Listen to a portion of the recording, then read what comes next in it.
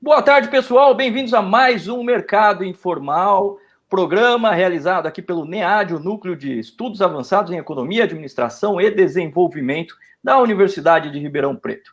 Hoje, o nosso tema é Argentina. Estarão conosco aqui para discorrer sobre a situação econômica da Argentina e se estamos no mesmo caminho, o professor Matheus, professor da área de Relações Internacionais da Universidade de Ribeirão Preto, é Matheus Oliveira, e Hernán Pinhón Arias, que é um grande amigo que está lá na Argentina agora, ele que é produtor rural e que tem uma relação, nasceu na Argentina, tem uma relação muito estreita com tudo que está acontecendo lá, está vivenciando tudo, e pode nos ajudar aqui a entender um pouquinho mais sobre o fenômeno político-econômico que vem acontecendo com nossos hermanos, né? Vamos acompanhar aqui, tentando entender mais ou menos o que esses dois vão nos ensinar um pouquinho, se o problema brasileiro está próximo ou se nós estamos caminhando para algo parecido ou se não, se são coisas completamente distintas. Junto comigo a professora Beatriz Celan, professora de Econometria, e o professor Marcelo Bufa, esse lado aqui, que hoje está aqui conosco, discutindo sobre os temas políticos associados à economia. Bem, eu vou começar então com os nossos convidados, obviamente. Hernán, gostaria que você se apresentasse, falasse um pouquinho do que você está fazendo ultimamente, profissionalmente, e como é que como é que foi essa você ser pego de surpresa, estava na Argentina e até agora não retornou para os seus negócios aqui no Brasil por conta da pandemia. Fala um pouquinho de você, Hernán.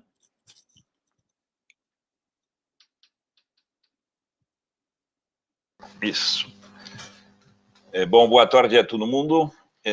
Nós estamos aqui em Villa San Lorenzo, na província de Salta, a 1.500 metros sobre o nível do mar, e nós viemos aqui para um casamento de uma sobrinha, primeira sobrinha que casava, e lamentavelmente nós tínhamos passagem para voltar para o Brasil justo no dia em que fecharam os voos e fecharam toda a fronteira. Então, desde então, nós estamos aqui, nós temos casa aqui, então nós estamos bem acomodados, mas falando todos os dias, às vezes mais de uma vez por dia, com o Brasil, com a fazenda lá em Tocantins, a fazendinha pequena que a gente tem lá. Então, nós estamos aproveitando o tempo para fazer 2, 3 lives por dia. Daqui a pouco vou virar veterinário, zootecnista e agrônomo à distância. Muito bem. Agora, Matheus, por favor, parece que o Matheus estava um tempo aí em Washington. Fala aí o que você tem feito ultimamente, Matheus. Bom, boa tarde a todos, prazer estar aqui com vocês. Sim, eu passei o primeiro semestre desse ano, finalzinho do segundo semestre do ano passado, primeiro semestre desse ano nos Estados Unidos, estava fazendo uma parte da minha pesquisa de doutorado, que está caminhando agora para a reta final, e sou, como o Christian falou no começo, professor no curso de Relações Internacionais da Universidade de Ribeirão Preto, da UNAERP. E acho que é isso, dessa vez não estou na Argentina, já até estive lá, já fiz também umas temporadas de pesquisa por lá, mas dessa vez agora estou em São Paulo. Muito bem, está passando um frio. Agora, acho que hoje deu uma esquentada, mas ontem estava mais frio aí em São Paulo, né? Fechou o tempo, né? Frio, não. Estava confortável, estava civilizado. Entendi. Mas vamos lá, então. Então, a minha primeira pergunta vai para o Hernán. Hernán, como está a situação do comércio hoje na Argentina? A gente está acompanhando aqui uma série de desdobramentos da crise argentina, desde a moratória, desde o governo Macri, quando a coisa começou a entrar num processo cada vez mais complicado, já vinha se arrastando desde o governo Kirchner, entrou no governo Macri, teve aquele acordo com o FMI, né? Tiveram que introduzir ali um acordo com o FMI para poder ter aporte de recurso para estancar a situação de confiança que estava sendo, né, aflorada. E hoje nós estamos numa situação que me parece que nada melhorou, me parece que as coisas estão indo cada vez pior, e eu queria que você pudesse explicar para a gente como é que está a situação do comércio aí, como é que essa pandemia veio para realmente piorar ainda mais as coisas por aí? Bom, a primeira coisa que eu queria falar é que os argentinos somos muito difíceis uns com os outros, né? Eu acho que a característica principal é que a gente tem uma grande intolerância para outras ideias políticas, né? Então,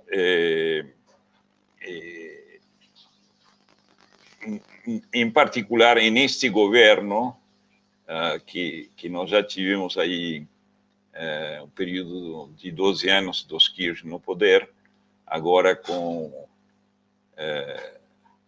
Cristina Kirchner como vice-presidenta, mas continuam as coisas do mesmo jeito, há uma grande intolerância em relação a os que não votaram como eles, né? Então, isso significa que aos amigos tudo, aos inimigos nem justiça. Nesse ditado, eu estou falando ele um pouco com duplo sentido, porque a justiça na Argentina está sendo atacada de maneira violenta, e parece que a única coisa que interessa a Cristina Kirchner é se livrar das causas que ela tem em contra dela por peculato, por malversação de fundos públicos, por desvio, corrupção, etc. Bom, é uma lista inumerável de causas. Em relação à pandemia, inicialmente todo mundo reagiu com muito medo, porque não se conhecia nada sobre o vírus, a maneira de... E eu diria que os primeiros 4 meses da pandemia, aqui na província de Salta, praticamente não tinha circulação de vírus.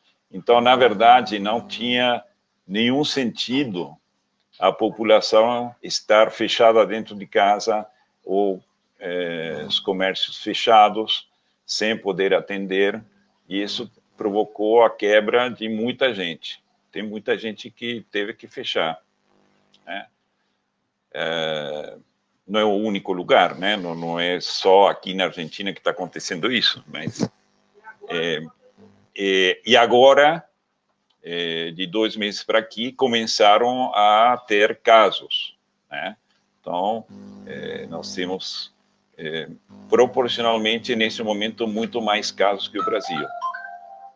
Ou seja, se você calcular que a população do Brasil é mais ou menos 5 vezes a população da Argentina, ontem, no Brasil, teve 800 e tantos casos, falecimentos, né? E aqui na Argentina, mais da metade, 400 e quase 500 casos. Então, isso de mortos, você está dizendo pessoas mortas, é isso? Pessoas falecidas, né? Sim. E se você for ver o número total, não há não há comparação, né? Porque o Brasil está com, eu li esses dados ontem, quase 4 milhões e 600 mil casos, né?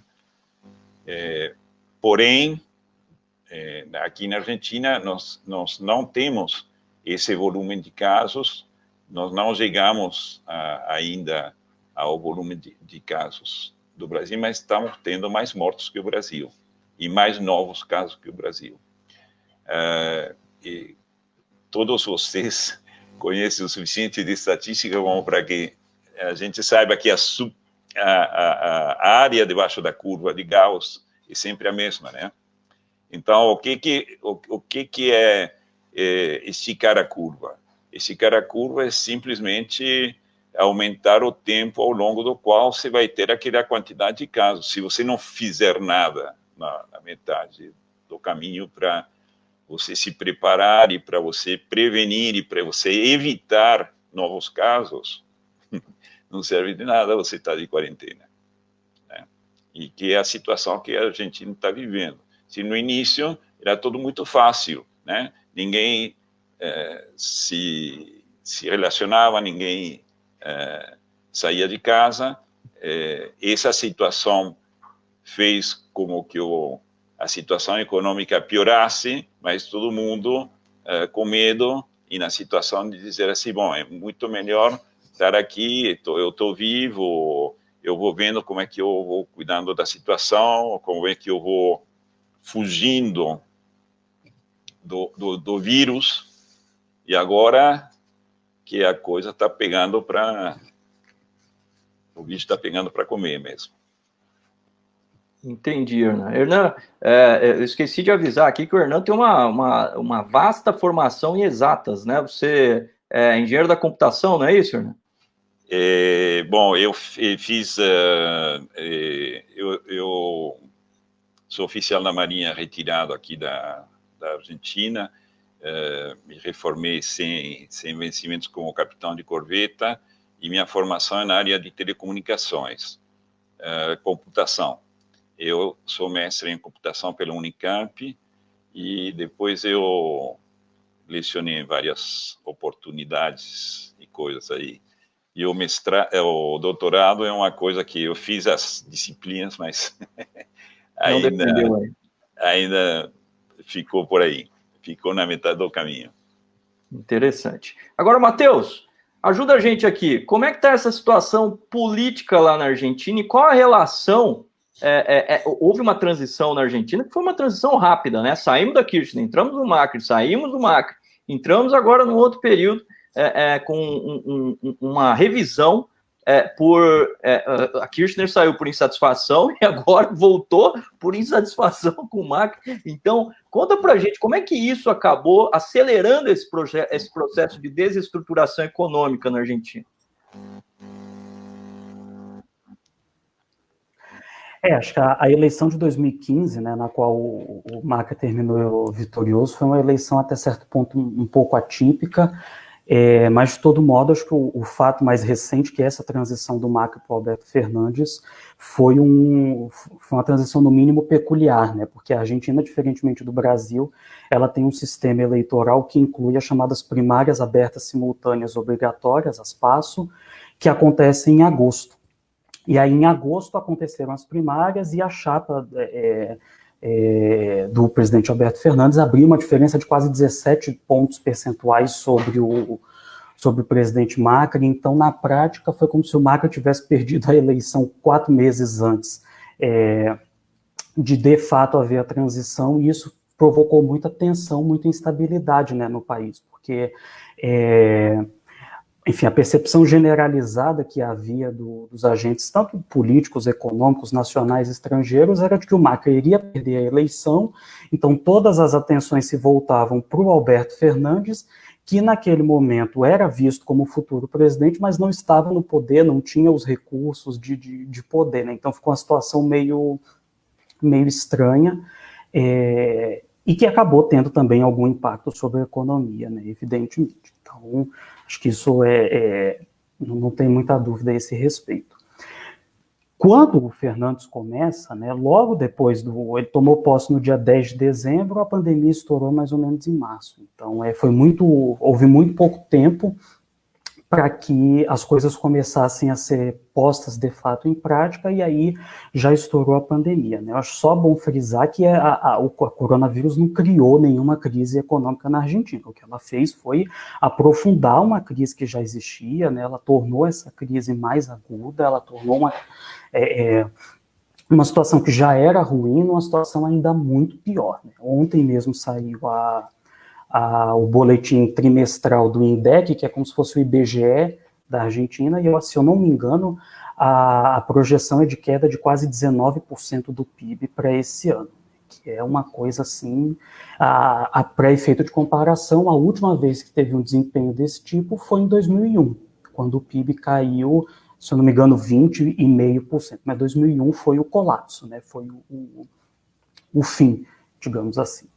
E no meio de tudo isso, né, assim, acho que a gente está vendo muita coisa que é característica da economia argentina nos últimos 60, 70 anos. Você tem uma restrição de acesso à moeda estrangeira, tem problema de balança comercial, tem um certo impasse aí com o protecionismo com os vizinhos. Então são temas muito típicos, né, assim, não tem muita novidade, digamos assim, são coisas, é um filme que a gente já viu outras vezes. Só que a política, né, nos últimos meses, mais especificamente, eu acho que ela tem tem participado desse quadro de uma maneira um pouco crítica, né? Nesse momento, o grande tema, né, uma das questões que mais está mobilizando a atenção do governo, como até o Hernan mencionou no começo, é a questão judicial. O governo está tentando passar uma reforma do sistema judicial pelo Congresso, e isso tem produzido muita tensão, né? Isso tem produzido muita fricção, porque a oposição, né, os segmentos de oposição, veem nessa reforma uma tentativa justamente de a Cristina Kirchner se safar dos processos judiciais que ela enfrenta, e além de se safar, vem isso como uma espécie de vingança, né, como se ela, que passou os últimos 4, 5 anos se dizendo perseguida pelo sistema judicial, ela agora estaria aproveitando a oportunidade de revidar e se vingar. E ela está numa posição bastante importante, porque como vice-presidente do país, segundo a Constituição, ela também é presidente do Senado. E esse é um cargo que tem muito poder no país, né? E a própria Cristina Kirchner aprendeu na pele o que significa o poder de um vice-presidente, porque a maior derrota que ela teve na presidência dela foi por causa do vice em 2008. Então, enfim, é uma posição importante porque é ela que cuida da confirmação dos juízes, é ela que cuida dos detalhes finais do orçamento, que é a mãe de todas as batalhas, né? Então, é uma posição de muito poder. E essa tensão, né, que existe aí entre situação e oposição termina ficando muito centralizada, muito canalizada na própria figura da Cristina Kirchner. Diferentemente do Alberto Fernandes, que é um sujeito mais conciliador, é um cara que transita por vários segmentos. Inclusive, era um sujeito que a Cristina chamava de traidor no final dos anos, do 2009, 2010, ela chamava ele de traidor, justamente porque ele era um cara que tentava fazer uma ponte com outros setores de oposição. Ele é um cara que tem esse perfil mais conciliador, e ela não, ela já é uma figura profundamente divisiva, né? Assim, é difícil ter uma opinião moderada a respeito da Cristina Kirchner. Então, acho que esse é um ingrediente, né? Acho que esse é um elemento que está posto e que, enfim, os analistas, as pessoas que acompanham a Argentina vinham advertindo desde o começo, né? Que a grande questão política que atravessaria esse mandato é qual seria o lugar dela como vice-presidente, já tendo sido presidente por 8 anos e sendo uma figura que individualmente tem muito mais capital eleitoral que o próprio Alberto Fernandes, né, qual que seria o lugar, qual que seria o peso dela. Nesse momento, a impressão que dá é que ela está conseguindo se impor, é que ela está conseguindo tornar a visão individual dela mais presente nas ações de governo, mas isso também é uma coisa que está sujeita, enfim, à conjuntura, né, as coisas variam. Então, eu começaria por aí. Puxa vida, já ilustrou bastante qual é o palco que tivemos nos últimos anos e a relação da política. Agora, Hernan, tudo isso leva a todo esse cenário, né, esse cenário político de alguma forma meio confuso o que está acontecendo aí, leva à desconfiança do capital internacional. Existia já uma fuga de dólares do investimento internacional da Argentina desde lá de 2001, né, como bem citou o Matheus. A Argentina já vem aí com problemas em relação à valorização do seu dinheiro em frente às moedas internacionais. Me lembro, inclusive, que teve uma época que houve um movimento inverso, sempre os argentinos vinham para cá fazer turismo, o brasileiro começou a ir para lá fazer turismo, porque a relação da moeda era muito propícia para isso. E o que acontece é que a gente está vendo esse fenômeno muito parecido com o que está acontecendo com toda a América do Sul, né? A Kirchner talvez seja a única que tenha sobrado com tanta relevância no cenário político internacional, haja visto que daquela patotinha que nós tínhamos, Lula, Rafael Correa, Bachelet, né, o Maduro, né, e a Kirchner, antes do Maduro, o Chaves, e a Kirchner, isso daí, essa galera que era a esquerda promissora da América Latina, de todos eles, a Kirchner ainda que está, de certa forma, no poder, né? Está exercendo ali o poder, apesar de hoje estar com a figura de vice-presidente. Isso leva a uma certa incerteza do mercado internacional. Eu te pergunto, eu fiz todo esse preâmbulo para te perguntar uma coisa, Hernan.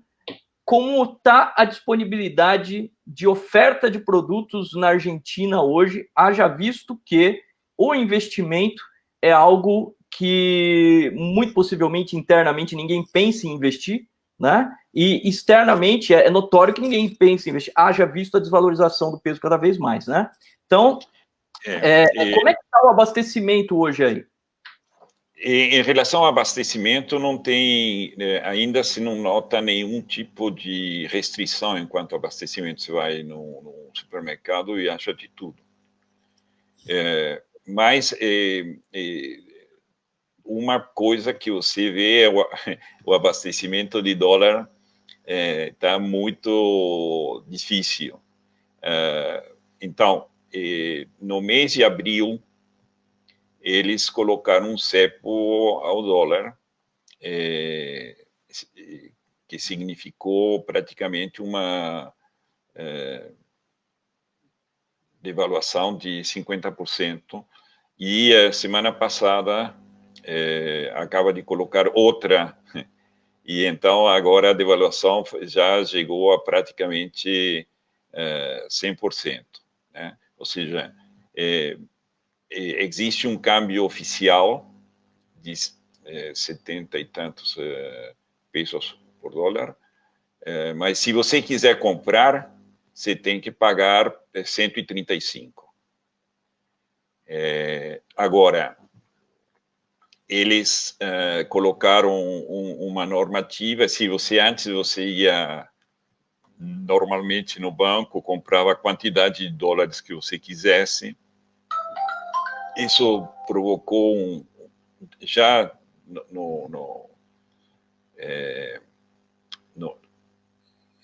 na época do Macri, nos últimos meses do Macri, provocou uma corrida de gente a querer trocar dinheiro por dólar para colocar debaixo do colchão ou para tirar para fora da Argentina, porque, digamos, depois de 70 anos de levar na cabeça, alguma coisa se aprende, né?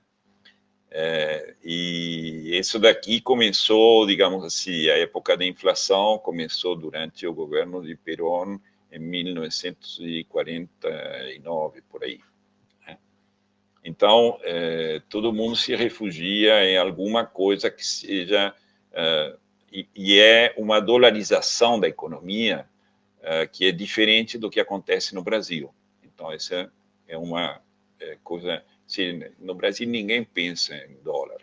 Todo mundo pensa em real. Né?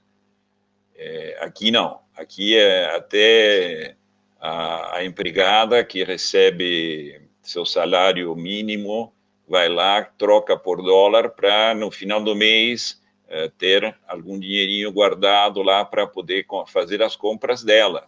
E teve uma época aqui que se recebia... No caixa do supermercado, você podia pagar com dólar.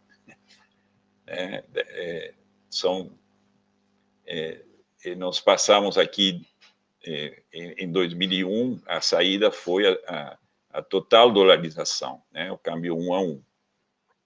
Né?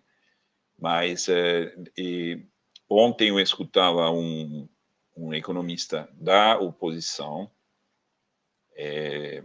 falando que a situação atual ela é pior que a situação de 2001, porque as estatísticas mostram só uma parte da verdade.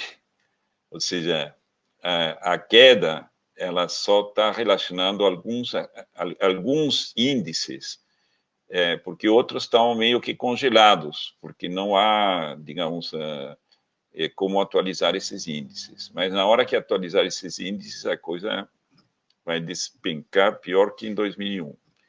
Agora, outro elemento que eu acho que é importante salientar, que o Matheus muito bem colocou, é que na eleição do ano passado, a fórmula Fernandes de Kirchner ganhou, mas por um pequeno, a margem foi muito pequeno. Então, na verdade, o eleitorado está dividido em dois. E se você considerar que por alguma razão não participaram, não conseguiram participar da eleição, seja qual, porque não estavam presentes, porque estavam, digamos assim, não queriam votar por um ou por outro e não quiseram manifestar, etc. Os que votaram a favor do governo atual são muito menos que o resto. É uma situação parecida com a do Brasil, né? Aqui nós tivemos 1/3 das pessoas que poderiam ter votado, votaram no atual presidente. 1/3 não votou e o outro terço, quase um pouco menos de 1/3, votou no outro candidato. E quando eu falei da intolerância, é que eu não tolero que o outro pense diferente que eu. É mais ou menos por aí. Isso já levou a situações muito complexas e complicadas na década de 70, né? E hoje, eu diria que o governo atual coloca em posições chaves pessoas que têm um comportamento muito parecido com o comportamento mafioso. Por exemplo, tem o cara que é do sindicato dos caminhoneiros. Foi colocado como presidente da empresa de ferrovias. Então, como é que o cara que tem interesse em caminhões vai tocar as ferrovias? Não vai fazer nada, né?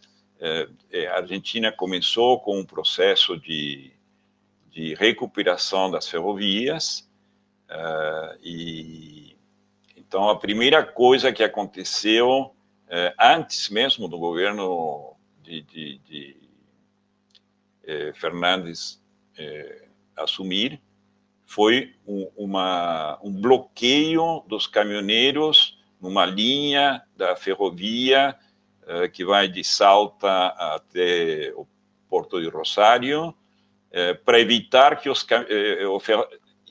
e qual foi digamos, o argumento utilizado para fazer esse bloqueio da estrada de ferro? Porque eles são muito mais baratos que a gente. Então e é o tipo de coisa que você percebe permanentemente que acontece, digamos, desde que eu me entendo por gente, é que quando um grupo assume o poder, digamos, o outro grupo não consegue fazer nada. E quando se inverte a posição, faz de tudo para impossibilitar o governo. Ou seja, o governo Macri teve greves, bloqueios, manifestações, etc., que impediram, e não era porque o que estava sendo feito estava errado, né? Agora, tem, digamos, em devolução a uma frase do Fernandes, que ele diz assim: se eu fizer errado, saiam fazer um bandeiraço, né? Que é sair com a bandeira argentina na rua. Essa semana teve 3 ou 4. É mais ou menos isso, né? Ou seja, por quê? Porque ele está atropelando as instituições da República, né? Então, por exemplo, esses 3 juízes que tinham sido colocados na posição de desembargador, ou seja, no que seria o tribunal de segunda instância, né? E que são os que estão hoje julgando causas da Cristina Kirchner. Eles foram tirados do cargo por uma decisão do Senado, ou seja, ela manipulou o Senado, no qual ela tem amplo apoio, ampla maioria, e conseguiu tirar porque eles tinham sido promovidos sem passar pelo Senado, mas essa situação tinha sido confirmada e validada pela Corte Suprema. Então, agora nós estamos numa situação na qual a Corte Suprema vai ter que se expedir. Então, vai dizer assim, olha, o que eu disse lá atrás, 2 anos atrás, pode apagar tudo, né? O que vale é o de agora, ou senão ele tem que dizer assim, olha, o que o Senado fez é totalmente inconstitucional. Então, vamos ver. Terça-feira, a novela continua. Matheus, a gente sabe que a Argentina também é um país que tem um contexto histórico de disputa de poder muito parecido com o do Brasil. Entretanto, a Argentina talvez tenha intensificado essa disputa fora das linhas da Constituição no século XX. Teve 6, se eu não me engano, foi 6 golpes de Estado na Argentina só no século XX. Né? O último, em 76, perdurou um pouco mais até 83, né? Quer dizer, mais próximo nosso. E no Brasil nós tivemos um contexto histórico, desde que a República surgiu. Na verdade, a própria independência brasileira, se a gente for olhar, foi uma espécie de golpe, né? A República foi uma espécie de golpe também, um golpe militar. Dentro desse contexto, é possível dizer que a situação de disputa de poder na Argentina tem um paralelo com aquilo que a gente está assistindo no Brasil hoje, para trazer o Brasil para a conversa, porque, né, a gente precisa tentar entender. O brasileiro e o argentino, ele não se entende muito bem quando se fala de futebol, mas parece que são tão parecidos nessa questão política, né, Matheus? E não é assim. Eu acho que, já que você, enfim, eu vou tentar recapitular muito rapidamente para também não encher o saco de vocês. Sim, acho que a Argentina ela tem essa instabilidade política institucional, é quase uma marca registrada do país, tão forte quanto o tango e o futebol, né? Assim, são marcas que estão muito fortemente associadas à imagem da Argentina. Então, quando você fala em crise, enquanto você fala em momentos de maior tensão política, você tem sempre que especificar exatamente do que você está falando, porque pode ser muita coisa. Então, assim, houve, de fato, muitos golpes de Estado, e mesmo durante o período democrático, né, que se inaugurou em 83 lá com Alfonsín, e felizmente segue até agora, mesmo nesse período a gente teve problemas e questões bastante complicadas, né? Só para ilustrar, de 83 para cá, 2 presidentes eleitos não terminaram seus mandatos, né?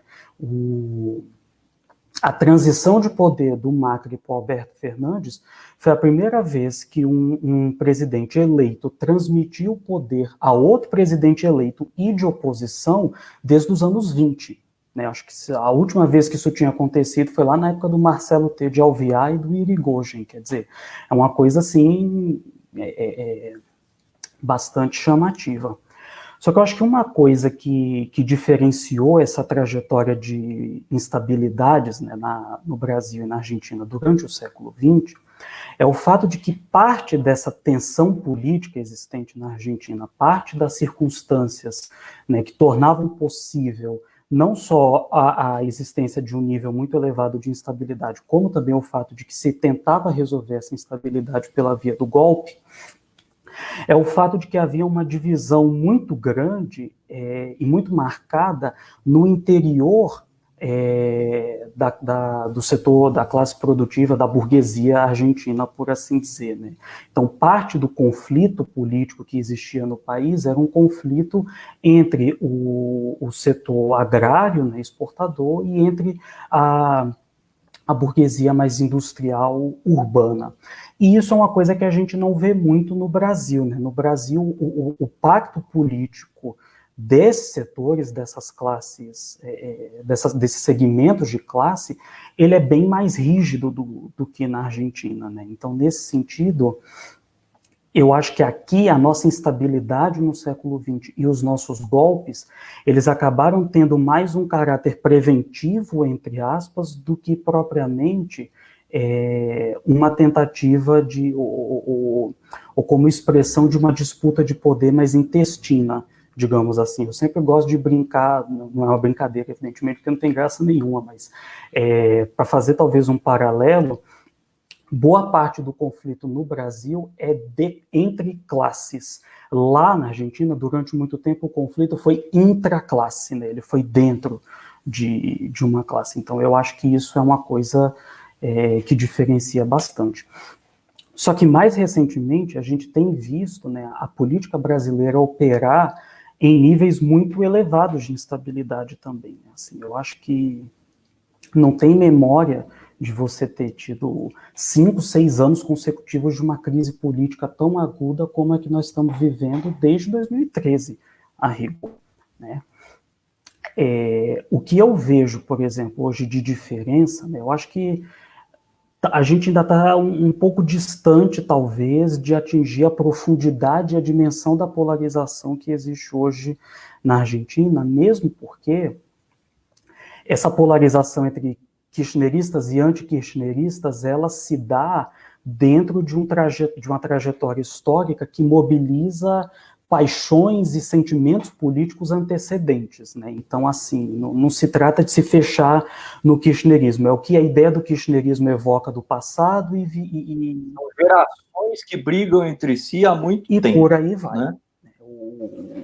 Enfim, acho que é uma coisa que diferencia. Só que aqui também a gente está chegando, né? Acho que aqui no Brasil a gente tem tido um nível de acrimônia, né? Assim, as coisas elas estão se tornando muito mais ácidas e muito mais odientas do que elas tradicionalmente foram. Né? Então, assim, eu acho que isso assim, é um fenômeno que ainda é difícil dizer para onde ele vai nos levar, mas ele já é um fenômeno muito, muito presente na nossa vida cotidiana, né? Essa divisão entre bolsonaristas e antibolsonaristas, e como parece, né, que isso que eu acho que é uma coisa interessante, e aí nesse sentido a gente tá parecido mesmo na Argentina, é que parece que não tem caminho do meio, né? Parece que não há possibilidade de se posicionar fora desse espectro. De alguma maneira, você tem que se agarrar a um desses polos. Então, você fala, mas porque você faz uma crítica ao Bolsonaro, então você estava mamando nas tetas do PT, porque você, então, deve ser a favor da corrupção e não sei o que, etc., e vice-versa. Então, é uma coisa muito... É um cenário até certo ponto novo no Brasil, né? Porque a grande rivalidade político-partidária, as grandes rivalidades político-partidárias que a gente teve, né, o DN versus PSD, agora PSDB, PT, elas existiam, mas elas nunca tiveram esse nível até de violência mesmo, né? Que a gente está vendo atualmente.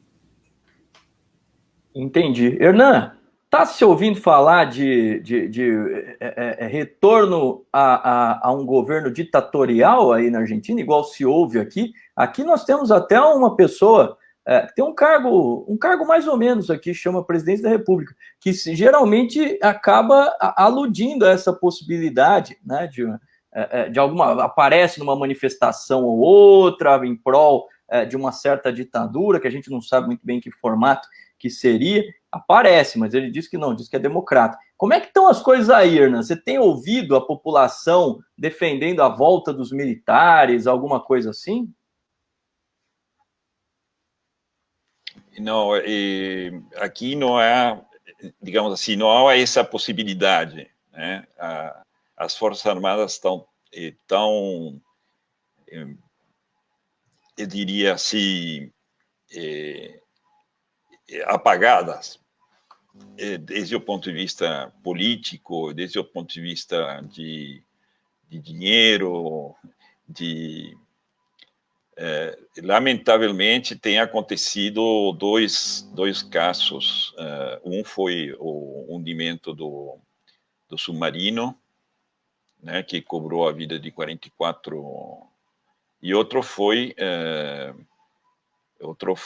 um acidente de um aviador que era o melhor piloto da turma dele.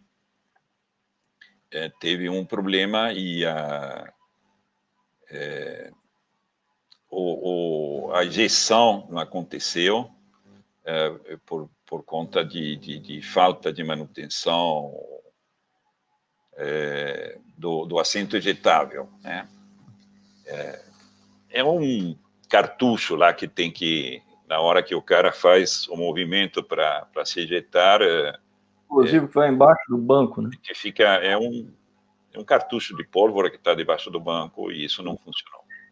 Então, isso, o que isso mostra? Mostra que as Forças Armadas na Argentina estão numa situação de impossibilidade de reagir a situações nas quais, digamos assim, uma nação passa, né?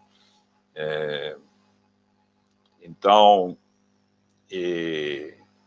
não tem material, não tem pessoal, não tem. Então, antes, como é que funcionava? Aí o político da oposição batia na porta, dizia assim, ó, vem tomar o poder, por favor, porque então aí o general de turno assumia o governo, né?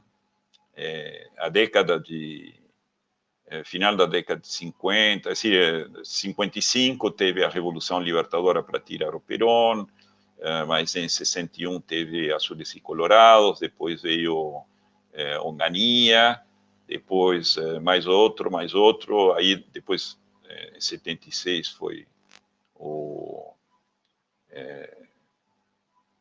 digamos, o que vocês mais escutaram falar dele, mas sempre era uma parte da população que vinha bater a porta dos militares, né? E em todos eles teve um grande apoio popular. Ou seja, teve uma parte da população que diz assim, ou seja, e não era um pequeno setor, não era um pequeno setor, era um grande setor da população, ou seja, mais da metade da população que estava de acordo em que esse era o caminho, né? Então, quando eu falei de falta de tolerância, também é que nós não somos muito democráticos, né? Eu acho que, nesse sentido, a lei se aplica para todos, menos para mim, né? Que eu estou por cima da lei. Então, é um comportamento, digamos assim, pouco democrático, né? Forças Armadas aqui, eu acho que não. Agora, nós estamos indo para uma situação bem complexa. Se ela conseguir efetivamente se desvencilhar dessas causas, ela vai ser a dona daqui. E nós vamos ter uma máfia aqui fazendo ao bel piacere, né? Então, se você junta isso à situação que parece que está se conformando de uma queda econômica brutal, isso vai nos levar a uma situação muito parecida com a que a Venezuela está vivendo hoje. Sim, entendi. Os venezuelanos aqui que você cruza na rua falam assim: eu já vi essa história, já vi esse filme. E o pessoal de la Cámpora, que é, digamos assim, o núcleo duro em torno da Cristina Kirchner, parece que eles só querem saber de ir nessa direção. E quais são os detalhes que fazem, ou seja, acender as luzes de alerta, né? Ela estava no meio de uma sessão do Senado e, de repente, alguém estava falando que era da oposição, diretamente fechou o microfone. É como se agora você não gostasse do que eu estou falando e você me tira do ar. O problema, que lástima, problema com o Hernan, parece que a internet não está funcionando, a ver?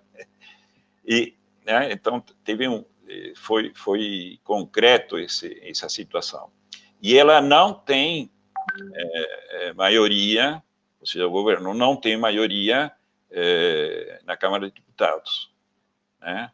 Então, é por isso que eles querem, e eles estão cientes de que a situação na próxima eleição, que vai ser o ano que vem, vai ser muito complicada para eles, e cada vez está se convertindo numa situação mais complicada.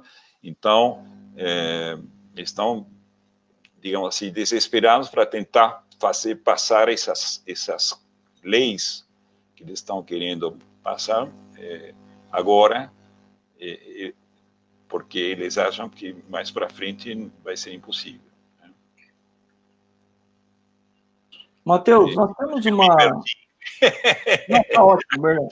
Nós temos uma pergunta de uma das nossas espectadoras, que é a Luzinete Carvalho. Ela pergunta se o fato do nosso presidente nunca ter falado com o atual presidente da Argentina trouxe muitos problemas para nós. Eu imagino que ela queira dizer sobre a questão comercial, né? Olha, se meu pai, que era doutor em ciências econômicas, e contemporâneo do fundador da LARC, né, e falava que o único jeito que a gente ia ter, digamos, a única forma viável da América Latina era a América Latina unida, né? Então, o Mercosul tem ido aí a trancos e barrancos, mas eu acho que é a única coisa que a gente tem que lutar para que efetivamente funcione bem, buscar as vias de integração. Eu ontem estava... a gente participa aqui de um grupo toda terça-feira, um diplomático aposentado argentino nos dá uma série de palestras e justamente eu trouxe para a conversa de ontem o corredor bioceânico, que vai unir o Mato Grosso. Você me mandou isso também, né? Eu me lembro que você me mandou isso. Eu te mandei.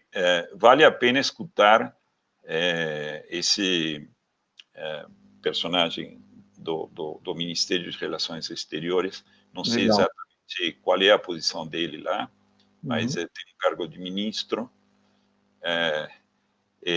Numa palestra que ele fez 2 meses atrás, falando do investimento em infraestrutura que o Brasil está fazendo para dar uma saída ao Pacífico, ao estado de Mato Grosso do Sul. Isso passa pela Argentina, né? Passa pelo Paraguai e pela Argentina para chegar no Chile, né? Fernando, agora só um minutinho, só para a gente responder essa questão da Luzinete. Matheus, o que você acha disso? Você que tem visto mais essa questão política, realmente tem dado problema para o Brasil esse não relacionamento do nosso presidente com a presidência argentina? Era até bom que ele não tivesse falado, né? Se ele ficasse calado, ajudava muito mais do que falando. Houve uma animosidade de cara, né? Assim, de pronto, desde a campanha, porque o Fernandes fez o L de Lula livre, e aí o Bolsonaro, então, colocou na lista lá, na lista vermelha, né? Que para eles a lista negra é a lista vermelha. E começou a falar que a Argentina ia virar uma Venezuela, que ia ter o socialismo, etc. Qual que é a questão, né?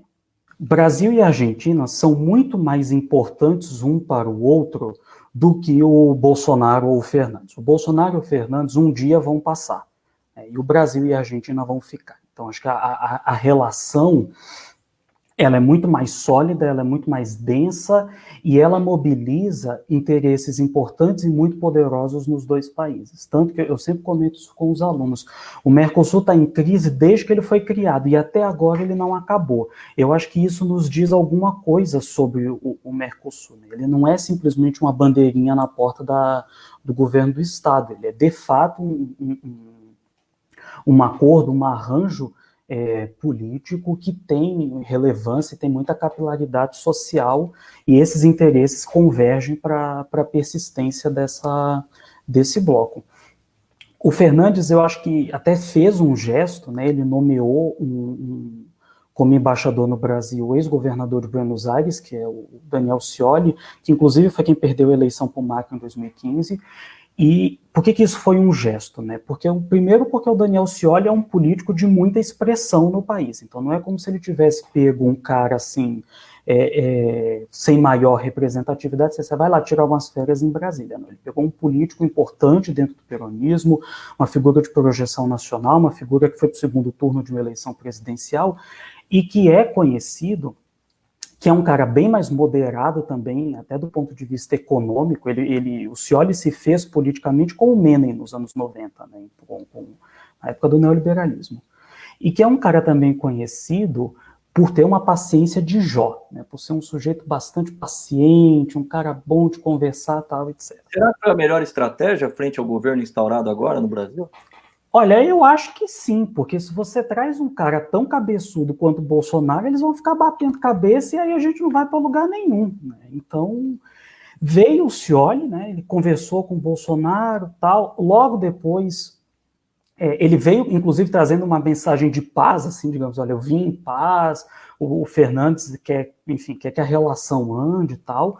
Começou a haver um certo entrosamento junto com o Itamaraty, mas aí veio o nosso chanceler de fato, né, porque a gente tem um chanceler formal, que é o ministro das Relações Exteriores, e tem um chanceler de fato, que é o filho do presidente da República, que, enfim, por ser muito bom em inglês e em fritar hambúrguer, se apresenta com as credenciais para dirigir a política externa do país.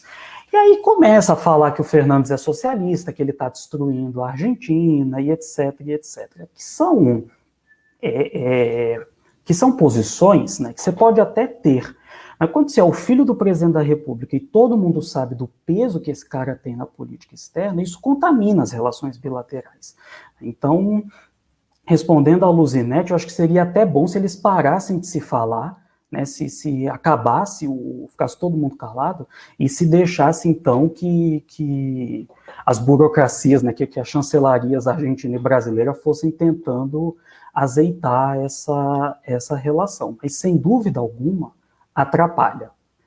Por mais que, no final das contas, os interesses econômicos, políticos, sociais existentes nos dois países convirjam, atrapalha, porque existem muito mais coisas em jogo, né, e a região e os dois países só têm a perder com essa fricção. Essa fricção não é boa para ninguém. Teve uma época que era o segundo maior parceiro comercial do Brasil, a Argentina, né? O primeiro era a China, o segundo maior era a Argentina. E tem uma importância qualitativa importante, para além da posição numérica, digamos assim, na balança comercial. Porque a Argentina é o principal comprador dos industrializados brasileiros. A gente vende produto de alto valor agregado para a Argentina. A gente não vende carro para a China ou para os Estados Unidos. A gente vende para a Argentina, né? Nem vamos vender. E não vou nem falar que o argentino paga mais barato do que a gente aqui no carro. Mas, Beatriz, por favor, mande uma das suas questões hiper complicadas para os nossos convidados de hoje. Então, eles já falaram tanto, assim, deram tantos pontos de vista interessantíssimos, em temas, assim, que iam da economia, da política, para tudo quanto é lado, assim, histórico, que eu estou até, assim, com vergonha de fazer a minha pergunta, mas já perdi a vergonha. Então, gente, eu vi que a Argentina, a economia argentina, ela tem vivenciado, assim, ela tem, assim, tendido muito para aquele lado, assim, mais protecionista, para aquele lado, assim, mais de controle de capital, de empresas, para aquele controle de preços, aquele tabelamento de preços que o pessoal aqui teve algum momento que começou a querer fazer isso com arroz e feijão, achando que a economia se faz na canetada. E eles têm um grande volume de restrições para as importações. E aí tudo isso, lógico, vai refletir em instabilidade, incerteza para os empresários e para quem faz investimento na Argentina. O que eu queria saber é o seguinte, na opinião de vocês, isso pode trazer problemas de curto prazo também, como desemprego, falta de produtos, que o Hernan já falou que no momento você consegue se encontrar os produtos no supermercado, mas se vocês acham que isso pode gerar alguns problemas de curto e também de longo prazo. Agora, quem quiser começar, fique à vontade. Eu acho que marca uma tendência bastante complicada por parte do...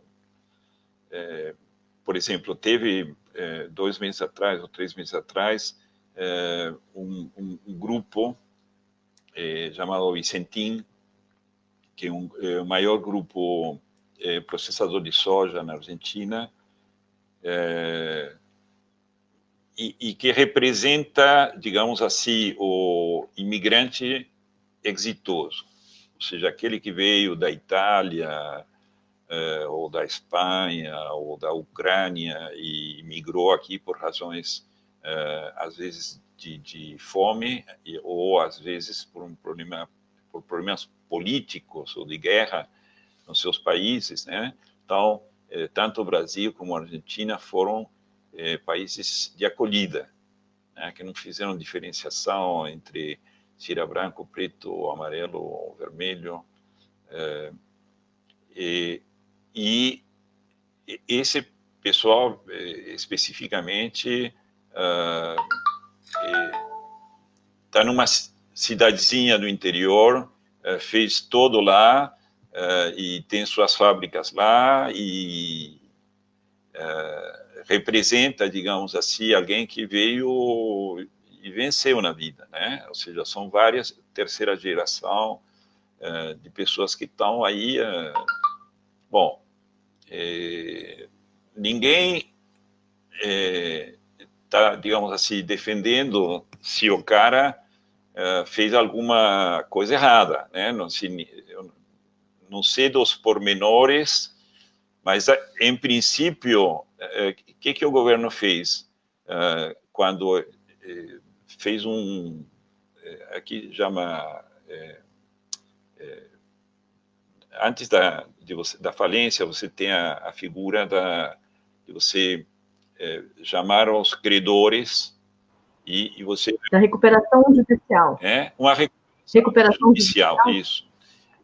Pediram para fazer uma recuperação judicial. Foram o juiz acolheu a recuperação e começou os trâmites. Aí o governo atravessou e fez um decreto expropriando a empresa. Aí, então, o bandeiraço se fez escutar na Argentina inteira. Espera aí, primeiro você está atravessando um processo judicial e depois você está indo contra a propriedade privada. Isso não é do governo. É decir, o governo não tem nada a fazer com uma fábrica de óleo de soja. Se o cara tem que quebrar, então que quebre. Depois quer fazer dar um crédito para alguém comprar, tudo bem, mas e isso marca, digamos assim, posições intempestivas, posições não muito bem pensadas, mas que vão em contra. Agora estão discutindo, por exemplo, um imposto à fortuna, né? Você já paga um imposto aos bens pessoais, só que agora seria um outro imposto, então seria um imposto em cima do imposto. E tudo isso faz, digamos, como que as pessoas estão com os cabelos em pé, porque não sabem para onde que é.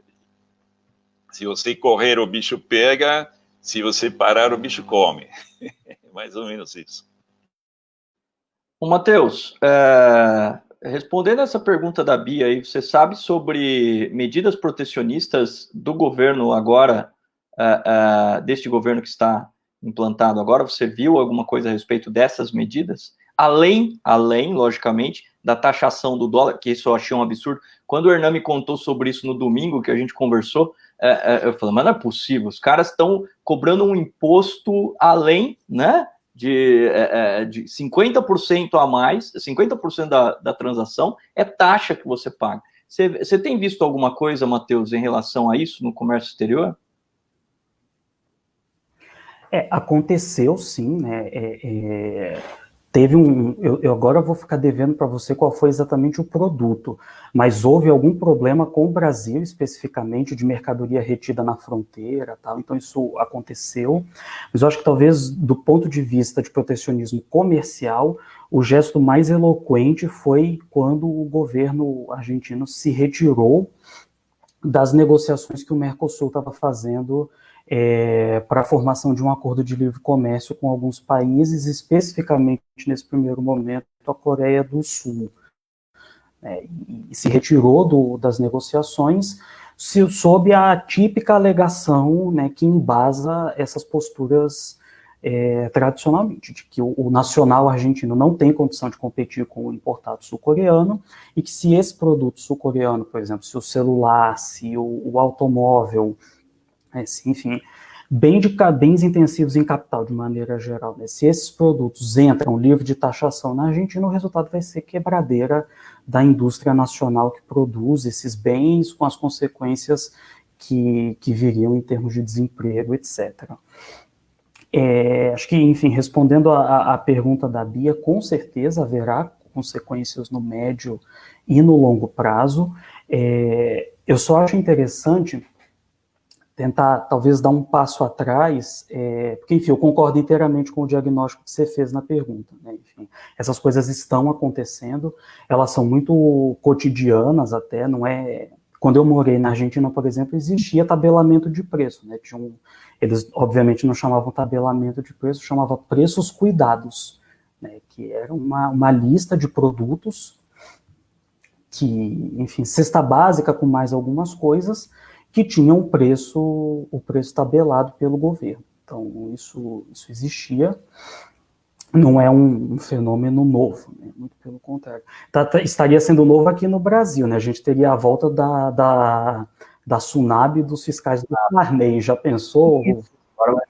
Fiscais do Bolsonaro. Agora, Matheus, o Bufa tá olhando para a gente com uma cara assim de, nossa, eu tô preocupado. Olha a cara de preocupado do Bufa, gente. Preste atenção. Bufa, você tem uma pergunta para fazer para os nossos convidados?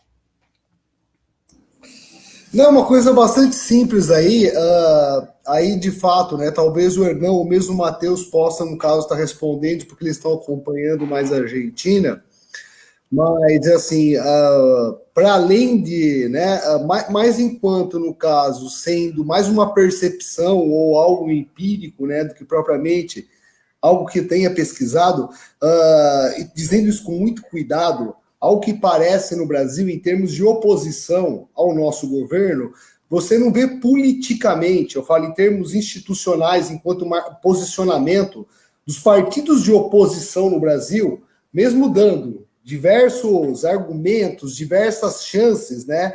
Você percebe que a oposição no Brasil ela está perdendo grandes oportunidades aí, no caso de ser oposição ao governo Bolsonaro, o que está restando mais para a própria, né, justiça, hoje meio que controlada ali pelo Augusto Aras no encaminhamento dos processos, né, do Aras no encaminhamento dos processos.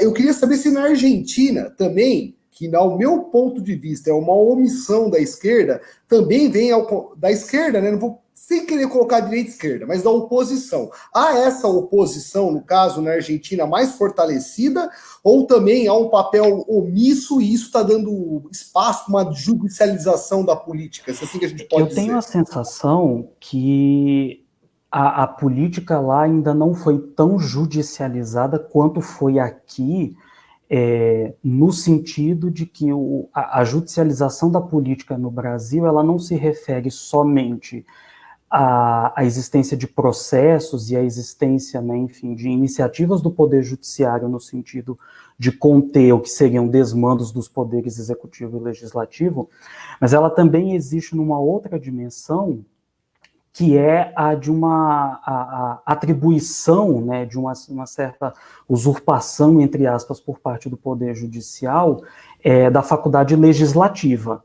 Né? Então, acho que essa talvez seja uma diferença. O Poder Judiciário brasileiro ele acabou chamando para si a responsabilidade de legislar sobre uma série de temas, o que não exatamente acontece na Argentina. Se tem uma coisa que você não pode falar mal do Congresso argentino é que ele foge de polêmica, muito pelo contrário, parece que quanto mais polêmico for o negócio, melhor, né? Aí é que as pessoas querem mesmo. Você teve o debate, por exemplo, a respeito da descriminalização do aborto na Argentina, que foi uma coisa de louco, né, no governo Macri. Você teve a praça do Congresso tomada, as pessoas num frio de rachar, ficaram até quase 4 da manhã pressionando os deputados e os senadores para votar. Então, acho que nesse sentido tem uma diferença. E também acho que tem uma certa diferença no comportamento da oposição no seguinte sentido, Bufa.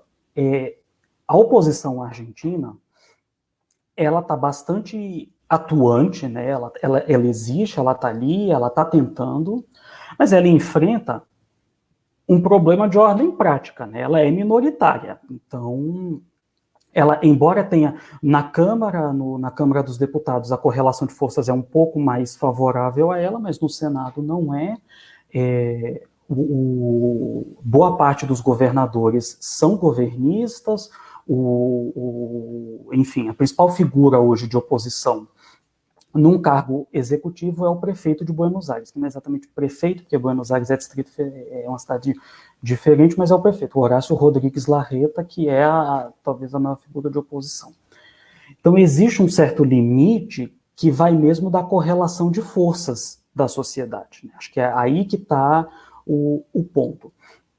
E a oposição na Argentina, ela está num momento em que as oposições, né, de modo geral, ela está num momento que está se abrindo uma janela de oportunidade. Né? Por quê?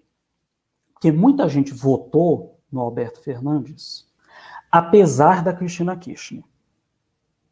Muita gente votou nele, não porque gosta dele ou porque gosta dela, mas porque de alguma maneira havia, isso é uma coisa que está muito marcada ao peronismo, a ideia de que o peronismo resolve.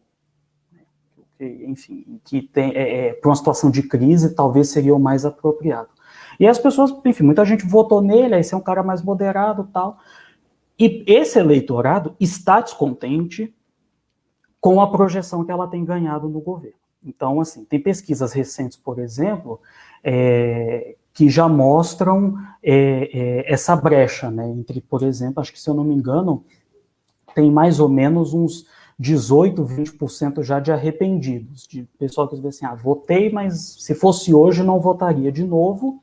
E aí quando você qualifica o posicionamento desse pessoal e faz outras perguntas, aí vai assim, como você avalia a influência da Cristina Kirchner no governo? Aí eu avalio negativamente, aí vai para 92% desse extrato. Né? Então, assim, claramente ela é uma figura que tá animando a polarização. Então, acho que, de alguma maneira, a oposição está numa certa janela de oportunidade para, eventualmente, talvez manejar isso. Aqui no Brasil, a gente tem uma situação que é um tanto quanto bizarra, porque, de um lado, existe a oposição propositiva, que não tem capilaridade social suficiente, e tem a oposição que tem capilaridade social, mas se absteve da tarefa de propor, porque para ela é mais cômodo apostar na polarização, ela ganha com a polarização. Então, para essa fatia da oposição, é bom, quanto mais bobagem o Bolsonaro fizer, melhor, porque mais isso me catapulta, né? Então, acho que essa dicotomia está presente hoje na oposição aqui no Brasil e diferencia, talvez, essas situações. Pessoal, como dar corda para isso, né? Pessoal, nós estamos no limite aqui do tempo. Eu queria passar para o Hernan para ele tentar responder uma pergunta de um dos nossos queridos telespectadores, que inclusive semana que vem estará aqui com a gente falando de China, nosso cubano expatriado aqui no Brasil, Alfredo Martínez. Ele queria saber o tamanho da importância do acordo do Mercosul com a União Europeia para a Argentina e o dano percebido pelas partes argentinas devido aos obstáculos que estão aparecendo, por culpa do Brasil, obviamente, devido ao aparecimento da preservação, a situação da preservação ambiental, né? Não, o argentino está puto com o Brasil por conta dessa questão ambiental, que isso está travando um acordo memorável que seria feito do Mercosul com a comunidade europeia. Como é que você está ouvindo reverberar aí essa situação ambiental? Olha, aqui a situação, estamos no meio do fogo aqui. Então, esse daí, na verdade, não tenho escutado nenhum comentário por parte de ninguém a respeito desse assunto em particular. De vez em quando alguém se manifesta, digamos, preocupado com o assunto, porque a Amazônia está queimando, e aí então você tem que explicar que ninguém, em sua sã consciência, dos que atuam dentro da lei, né, e coloca fogo hoje em algum lugar da Amazônia, né? Nós tivemos 2 incêndios grandes, um a 14 quilômetros ao norte da fazenda, lá no Tocantins. Nossa fazenda é uma fazenda pequena, são 700 hectares, né? Estou falando pequena para os padrões de lá, né? Não chega a 750 hectares. Então, nós temos um pedaço importante de mata. Então, você combate o fogo no vizinho. Então, nós acudimos lá, nós tivemos um baita de prejuízo, porque o nosso carro-pipa capotou, quebrou. Bom, isso para apagar o fogo no vizinho. Aí, 5 dias depois, nós tivemos um fogo no vizinho ao lado sul, e aí então o fogo entrou na reserva, que é um pedaço de mata de 2.000 hectares, onde está a mata nossa e dos vizinhos. Ele praticamente comeu metade dessa mata, e o incêndio aconteceu porque estavam fazendo um roçado, a lâmina da roçadeira bateu numa pedra, uma faísca, e fogo se alastrou. Então, o fogo é uma coisa que ninguém quer. De vez em quando acontece. Raio, debaixo da linha de alta tensão, às vezes um piromaníaco, né, o fogo lá, um cara que estava descontente com o patrão que mandou embora, o cara foi lá e botou fogo, né? Então, são coisas que acontecem, mas não é aqui me dicta, conta como foi o nosso. A esposa dele está gritando lá, conta como foi o fogo na sua vida. Porque agora é ela que quer falar. Não, então, o que eu quero dizer é assim, quem está na Amazônia legal, como é o nosso caso, e nós estamos, digamos, quem abriu essa fazenda foi o pai da Fátima na década de 60, né? O pai da Fátima com os irmãos, na década de 60. E a gente tem feito um esforço muito grande todos os anos para proteger o que resta de mata, de mata-mata, né? Ou seja, esse pedaço de 2.000 hectares que eu estou te falando é mata que virgem, né? Que não se tirou madeira, não se tirou nada de lá, né? Então, tem árvores de 40, 50 metros de altura. E de repente, vem uma situação assim, o fogo entra dentro da mata e queima tudo, né? Então, duas coisas. A imagem do Brasil está muito ruim por uma coisa que, na verdade, não é tão assim, né? Ou seja, ninguém está dizendo assim, vou deixar de comprar